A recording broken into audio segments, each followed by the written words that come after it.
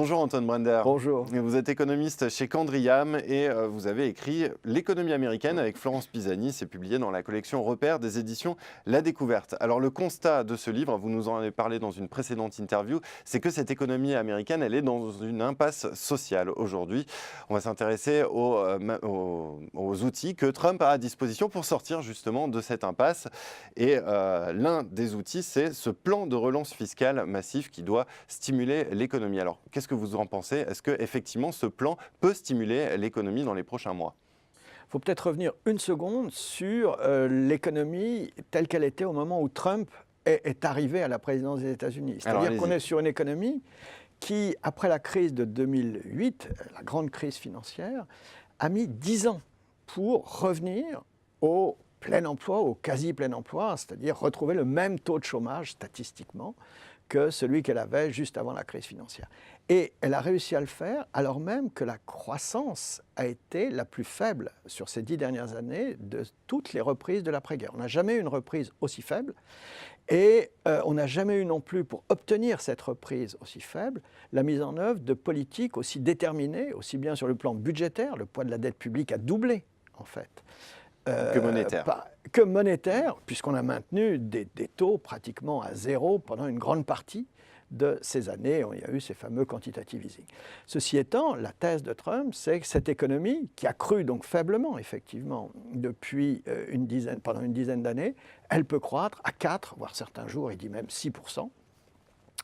Et ça passe par une chose, dont on ne voit pas comment elle va se produire, qui est une remontée des gains de productivité. Parce que la caractéristique actuelle de l'économie américaine, c'est que sur les 10 dernières années, les gains de productivité qu'on a observés ont été extrêmement faibles. Alors Trump a annoncé une réforme fiscale, et même il a obtenu qu'on vote une réforme fiscale qui vient d'être votée, qui prévoit de baisser l'impôt sur principalement sur les entreprises et aussi sur les ménages les plus riches.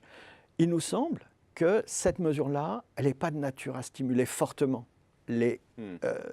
l'investissement des entreprises. Pourquoi? Tout simplement parce que les entreprises n'ont jamais eu autant de profits après impôt et aussi peu investi de leurs profits après impôt. Elles s'en servent surtout pour payer des dividendes et racheter des actions. Leur laisser plus de profits après impôt a peu de chances de générer un résultat différent. Donc on ne pense pas que durablement la réforme fiscale les incite à investir plus. Ceci dit, actuellement, ce qui se passe, c'est qu'à côté de cette réforme fiscale qui va malgré tout baisser les recettes budgétaires, on vient de voter, on va voter sans doute un budget qui va augmenter sensiblement les dépenses publiques. Et ça va stimuler effectivement l'économie, ce qui fait que cette année, la croissance américaine a des chances d'être proche de 3%, et l'année prochaine de décélérer assez peu, ce qui va mener le taux de chômage vers des niveaux extrêmement bas. Mais ça veut dire quoi? Ça veut dire qu'on va multiplier les risques de surchauffe de l'économie, des risques de bulle? Alors tout va dépendre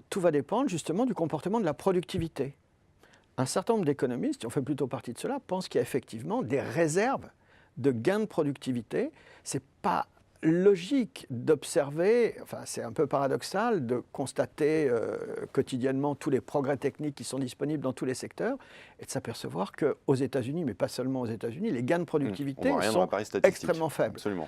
Mais même dans la réalité, les entreprises ont assez peu investi un peu partout. Et donc la question, c'est est-ce que ces gains de productivité vont effectivement se matérialiser, ce qui empêchera, même si les salaires montent un peu, si la productivité monte, l'inflation ne va pas exploser. Donc, il y a de bonnes raisons de penser que l'inflation n'est pas très menaçante. Le risque, c'est que les marchés financiers prennent peur de l'inflation, constatant qu'effectivement les salaires vont monter, et ils ont commencé à accélérer, et n'étant pas sûrs que la productivité va suivre, eh bien les marchés peuvent très bien prendre peur de l'inflation et à ce moment-là faire monter les taux à long terme, comme ça s'est passé souvent par le passé. Et là, ça pourrait être un coup de frein brutal à l'économie américaine et carrément provoquer une récession. Un mot sur les taux de la Fed. Est-ce que ces taux vont remonter dans l'immédiat? Et est-ce que l'économie américaine est assez solide pour encaisser une remontée des taux? Alors justement, la Fed va monter les taux à court terme, c'est déjà écrit, elle va peut-être même les monter un petit peu plus vite que ce que les marchés anticipent, mais le vrai risque, ce n'est pas que la Fed accélère sa hausse de taux, c'est que les marchés pense qu'elle va accélérer cette hausse de taux et que du coup les taux à long terme, qui sont ceux qui comptent pour l'économie, montent plus vite que ce que la Fed même ne voudrait, qu'on ait une explosion des taux obligataires, enfin une forte montée des taux obligataires. Et ce risque, qui freinerait, je répète, brutalement l'économie, et c'est ce risque que Jérôme Powell, qui est un nouveau président de la Fed, va devoir gérer. Il va devoir persuader les marchés que la Fed n'est pas en retard, mais en même temps qu'elle ne va pas laisser l'économie accélérer, l'inflation exploser, etc., etc. C'est une tâche qui n'est pas si facile. On va voir s'il va y parvenir. Wait and see, comme ils disent aux États-Unis. Absolument. Merci beaucoup, Anton Brender. Merci.